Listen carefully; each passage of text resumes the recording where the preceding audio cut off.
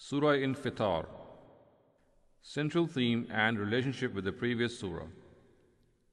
This surah is the counterpart of Surah Takwir, the previous surah. There exists great similarity between the intrinsic and extrinsic form, style, and meanings of both surahs. Just as the previous surah begins with a portrayal of the great cataclysm which will take place in the heaven and the earth at the advent of the day of judgment, this surah too begins in a similar fashion. The real objective of each of these surahs is also mentioned in very similar words. This is stated in the previous surah by the words "Alimat nafsum ma ahdarat," or then each soul will know what it has brought forward, while it is stated in this surah by the words "Alimat nafsum ma qaddamat wa akharat," or at that time every soul will come to know what it has sent forward and what it has left behind. Scholars of the past have also commented that if anyone wants to see the picture of the upheaval that will take place at the advent of the day of judgment, he should read these two surahs. The real addressees of both surahs are the rich and arrogant among the Quraysh who were turning a deaf ear to the warnings of the Qur'an just because they thought that no one would be able to break into their castles and edifices. However, the basis of reasoning in both surahs is different. In the previous surah, the basis of reasoning is the authenticity and genuineness of the Qur'an. It is explained that its source, its means of revelation, and its bearer are all pure and upright. People who are trying to relate it to the speculations of the soothsayers and astrologers are ones who are unable to differentiate the radiant dawn from the murky night. In this surah, on the other hand, the basis of reasoning is the attributes of creativity, power, wisdom, justice, and mercy of the Almighty.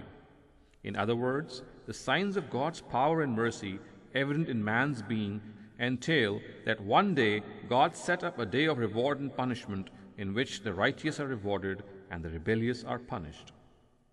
Such a day is bound to come, and it is not difficult at all for the Almighty to bring about such a day. When creating the first time was not difficult for Him, how can creating again be difficult for Him? If in this world He is ignoring the crimes of criminals, then this does not mean that He is unconcerned about vice and virtue.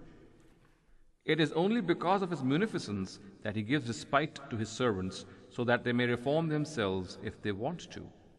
In case they do not reform themselves, they will be left with no excuse for their denial, and on the day of judgment they will have no justification for what they did in this world. This delay from God should not mislead people to think that their words or deeds are hidden from Him. He has deputed His angels on every person who are noting down each and everything. Analysis of the Surah. Section 1, verses 1 to 5. A terse portrayal of what will happen to the heavens and its stars, the earth and its graves at the advent of the day of judgment, and a warning to people that on that day each and every secret will be revealed. Section 2, verses 6 to 8.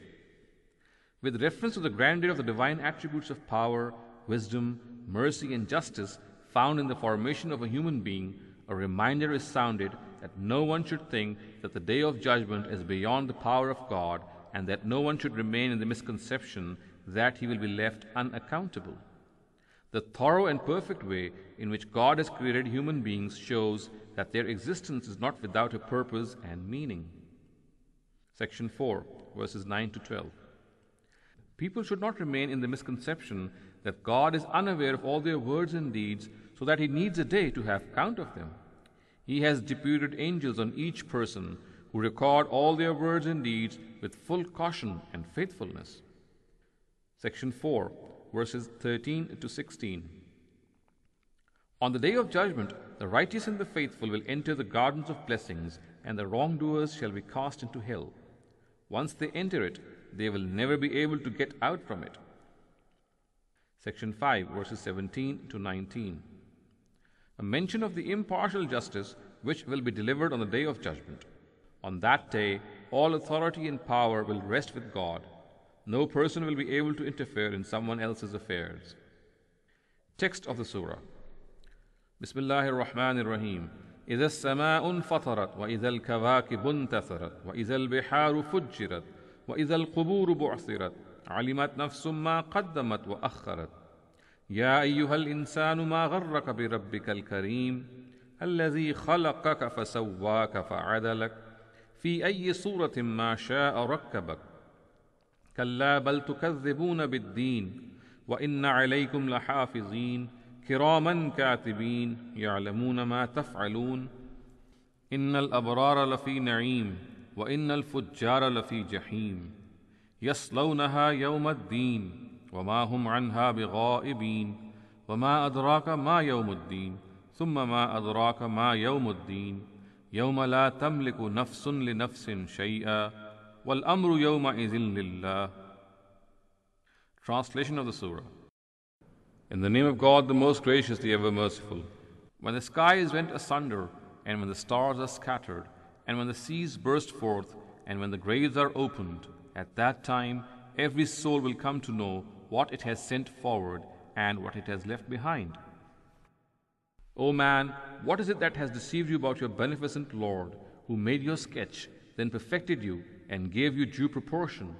He put you together in whatever shape He pleased. Certainly not. You, in fact, deny reward and punishment, whereas appointed over you are guardians, noble scribes. They know what you do. Indeed, the righteous shall dwell in bliss, and the wretched ones shall be in hell. They will enter it on the day of judgment, and then will never leave it. And what have you understood what the day of judgment is? Speak up. What have you understood what the day of judgment is? On that day, no soul will be able to do anything for another.